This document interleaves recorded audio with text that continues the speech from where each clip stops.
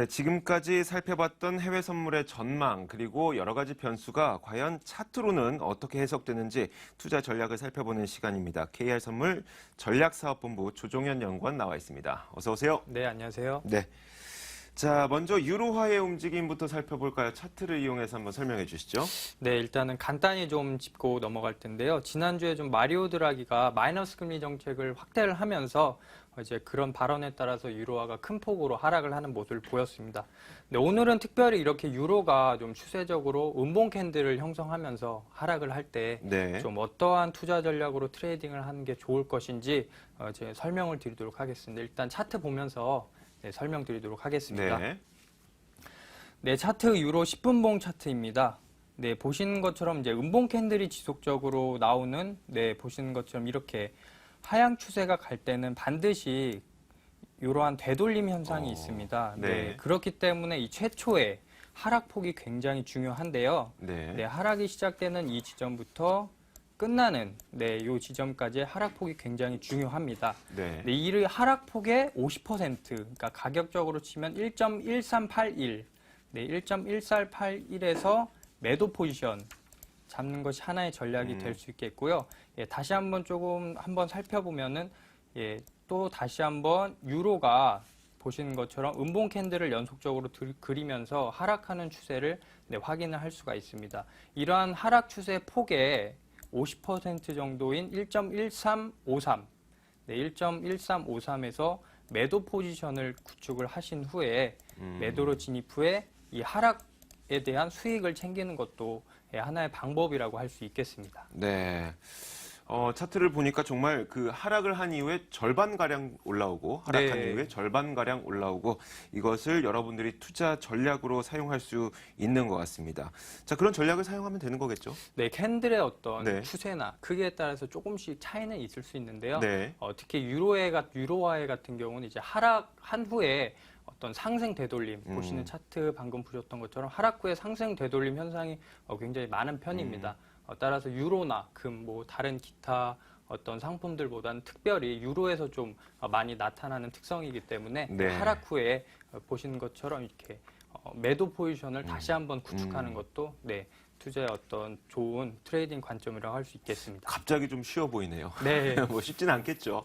자, 다음으로 이제 그 국제유가의 움직임 살펴볼 텐데 국제유가는 지난 시간 동안 어떻게 움직였는지 차트를 통해서 한번 설명해 주시죠. 네, 일단은 오일은 지난주부터 이제 계속해서 매도 의견을 드렸었는데요. 오펙 학술회의에서 좀 특별한 유가를 올릴 만한 이슈 자체가 없었기 때문에 저번 주 유가는 주 후반으로 갈수록 계속 이제 하락을 하는 모습을 보였습니다. 네, 그러면 이제 차트 보시면서 이제 크루드 오일 가격 설명드리겠습니다. 이 차트는 이제 크루드 일봉 차트인데요. 보시는 것처럼 현재가 라인 위에서 굉장히 많은 이러한 이평선이 주요 이평선, 121선, 이런 61선, 이런 주요 이평선이 저항대로 자리 잡고 있는 모습입니다. 이 유가 자체가 다시 한번 가격을 상승하기 위해서는 보시는 것처럼 이러한 이평선을 단번에 뚫는 어떤 모멘텀이 굉장히 많이 필요합니다. 하지만 이제 현재 원유 공급 과잉과 더불어서 매도 세력이 굉장히 증가함에 따라서 단기적으로는 좀 상승이 제한될 것으로 지금 예상하고 있습니다. 네. 자, 앞으로의 그 전망도 큰 상승을 기대하긴 어려울 것 같습니다. 아무래도 이평선을 제대로 뚫고 올라가는 그런 모습이 포착되지 않고 있는데 그렇다면 좀 하락 쪽으로 전망을 해야 되는 건가요? 네, 일단은 하락 쪽으로 전망을 하고 있고요. 차트상으로는 그러한 어떤 투자자들의 하락 심리가 실제 이제 차트에도 반영이 되어 있습니다. 간단히 이제 차트를 보시게 되면 유가는 굉장히 중요한, 간단해 보이지만 굉장히 중요한 라인대가 있습니다. 이렇게 45.00 이런 라인처럼 뒷자리 00 가격대를 뚫으면서 하락이나 추세 신호가 굉장히 크게 나오는데요. 큰 폭의 하락 후에 다시 한번 반등을 했으나 상승을 하기는 했으나 45.00을 결국에는 돌파를 하지는 못했습니다. 물론 거래량이 실리기는 했으나 이제 어떤 상승으로 계속 이어갈 만한 어떤 세력이 부족했다 이렇게 평가할 수 있겠습니다. 또한 현재도 이러한 흐름에 따라서 지속적으로 고점과 저점을 네, 보시는 것처럼 굉장히 추세적으로 낮아지고 있기 때문에 당분간은 상승은 하지만 제한적인 상승을 보일 가능성이 높기 때문에 계속적으로 매도 관점으로 접근하는 게 네, 굉장히 유리해 보입니다. 네. 자, 앞선 코너에서도 유가는 소폭 하락할 수도 있다라는 전망을 해놨는데 차트로 확인을 해도 유가 하락이 가능해 보입니다. 유가에 대해서는 매도로 대응하시는 게 좋을 것 같네요. 자, 이번에는 S&P 500의 흐름을 한번 차트로 확인해 볼까요?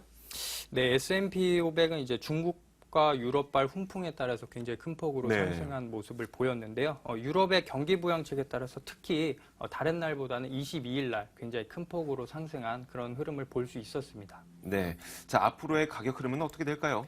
네, 일단은 저번 주에 저희가 박스권 흐름을 좀 말씀을 드렸었는데요. 네. 네, 보시는 것처럼 이번 주에도 역시 좀 FOMC를 기다리면서 관망하는 장세가 이어질 것으로 이제 예상을 합니다. 이제 현재 실시간 차트인데 일단 22일 날 이제 유럽발 훈풍이 시장에 작용을 하면서 이제 S&P가 두 차례 상승을 했습니다.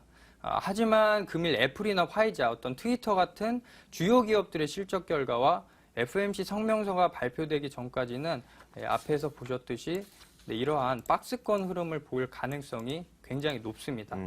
하지만 한 단계 지금 레벨업한 상태이기 때문에 매수로 접근하시되 주요 가격 라인을 좀 짚어드리겠는데요. 네. 2052.00 네, 2052.00을 하향 돌파 시에는 관망하시는 것이 굉장히 유리해 보입니다. 네. 예. 때로는 이렇게 좀 확신이 들지 않을 때는 포지션을 잡지 않는 것도 하나의 투자 전략이 될 수 있음을 명심하시길 바랍니다. 네, 알겠습니다. 다양한 전략을 좀 살펴봤습니다. 자, 이렇게 S&P 500까지 봤는데 금 가격이 어땠는지 차트로 설명해 주세요. 네, 금은 최근 들어서 이제 굉장히 달러의 가치에 연동되어서 굉장히 크게 영향을 받고 있는데요. 특히 어제 같은 경우에는 좀 금리 동결 가능성은 보였지만 매파적으로 나올 것이라는 점이 좀 강조가 되면서 상승폭을 장 후반으로 갈수록 축소시키는 그런 모습을 보였습니다. 네, 앞으로의 전망은 어떨지 그리고 거기에 맞는 투자 전략도 좀 세워주세요. 네, 그럼 차트 보시면서 설명드릴 텐데요. 보시는 것처럼 제가 이렇게 추세선을 길게 그어봤는데요. 네. 예, 저번 주에도 지속적으로 매도를 말씀드렸는데 일단 추세선 보시는 것처럼 하락 흐름이 계속 이어지고 있습니다. 30분봉 차트로 보셔도 하락 추세가 계속 이어지고 있고 물론 중간에 이렇게 보시는 것처럼 상승의 시도는 있었으나 달러 강세로 재차 다시 한번 보시는 것처럼 하락하는 모습을 볼 수 있었습니다. 현재 가격 흐름을 좀 보면 일단은 51선 부근에서 지금 아직까지는 크게 방향성이 나오지 않았는데요. 오전 중으로는 이제 음봉을 따라서 51선 이평을 이제 상향 돌파했고 또한 아직까지는 지속적인 흐름은 나오지 않고 있지만 오늘 들어서 중국의 조금 기업이익이 안 좋게 나오면서 안전자산 선호 심리가 굉장히 클 수 있기 때문에 오늘은 51선 이평선 부근에서 매수 관점으로 접근하는 것이 굉장히 유리해 보입니다. 네, 알겠습니다. 자, 이렇게 유로화와 그리고 원유 거기에다가 S&P 500과 금 차트까지 저희가 확인을 해봤습니다. 이에 따른 투자 전략까지도 확인해봤네요. 자, 지금까지 저희가 KR 선물 조종현 연구원과 함께 이 KR 선물의 해외 선물 시장 차트로 움직임을 살펴봤습니다. 오늘 말씀 고맙습니다. 감사합니다.